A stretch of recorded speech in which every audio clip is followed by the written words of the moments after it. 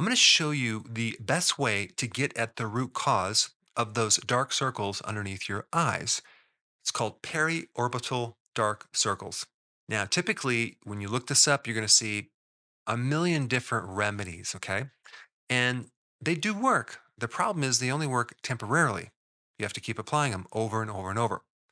You can use Kojic acid, and you can use vitamin C, aloe vera, niacinamide, which is a type of B3, or you can even use cucumber extract or cucumbers. So any of these will work temporarily. Simply take the remedy and rub it underneath your eyes and give it, some days or even weeks. So what do all of these have in common? They inhibit melanin, okay, which causes this pigmentation in your skin.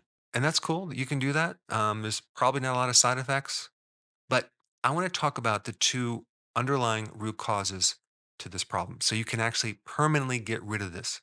Now, the first one involves understanding just a little bit about your hormone system, okay? You have this little gland in the brain called the pituitary, and it sends signals down through the body. And one of the tissues that it controls is the adrenal glands. You have two of them deep into your abdomen. Okay. The adrenal glands produce a lot of different hormones, but there's one that is called cortisol, and that is a stress hormone. So the pituitary sends a signal down to the adrenal when there's perceived stress, and that pituitary hormone is called ACTH. It hits the adrenal, and then the adrenal produces cortisol. Once cortisol is produced, that amount of cortisol that is produced reaches up to the pituitary and tells the pituitary to turn off to stop producing this circuit. And so now that ACTH can stop being activated. Now, it just so happens when you go through a period of stress called chronic stress, which could include loneliness, losses, or anything to raise your level of cortisol, like synthetic cortisol, prednisone, medications, etc. What's going to happen next is your body's going to develop this cortisol resistance, very similar to insulin resistance. And if you want to look this up, this is a real condition. Okay, it's called glucocorticoid receptor resistance. Now, what happens in this situation is because of the excess communication coming down from the pituitary, that could be a bit too dangerous. So your receptors kind of shut down and inhibit the absorption of cortisol into the cells. And this is a protective mechanism. What's going to happen next is you're going to have a deficiency of cortisol. So the communication is being sent, but it's not being received.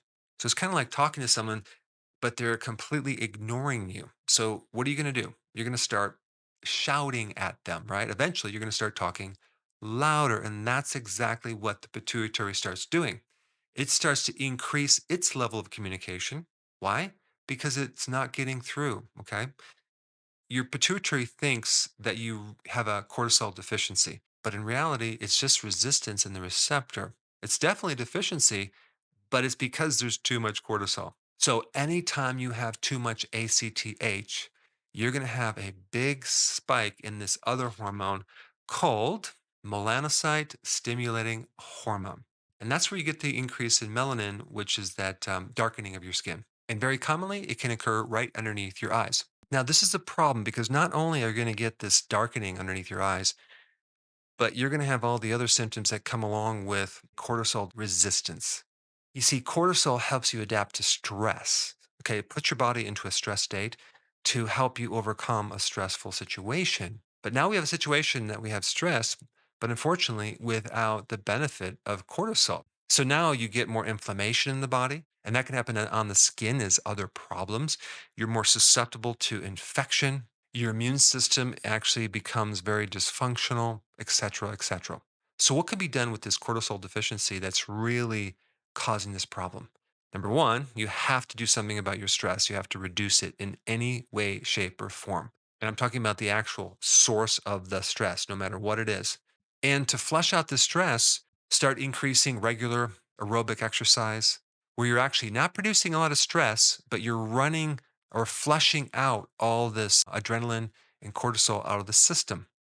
Actually, if you do physical work outside, that is even better than exercise because it also relieves the mental component to stress because it shifts your attention to something else.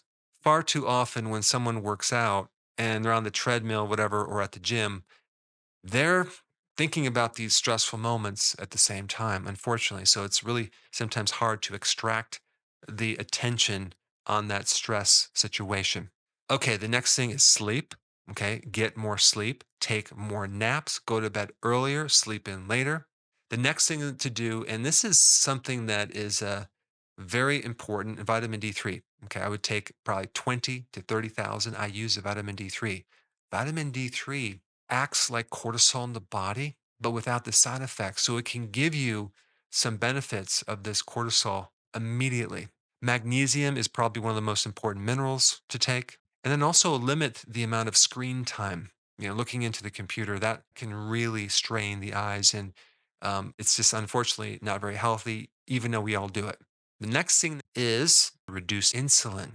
Okay. You see this in diabetics. Diabetics have this condition where they have kind of this dark, velvety skin in the folds of their body, sometimes around their neck, armpits.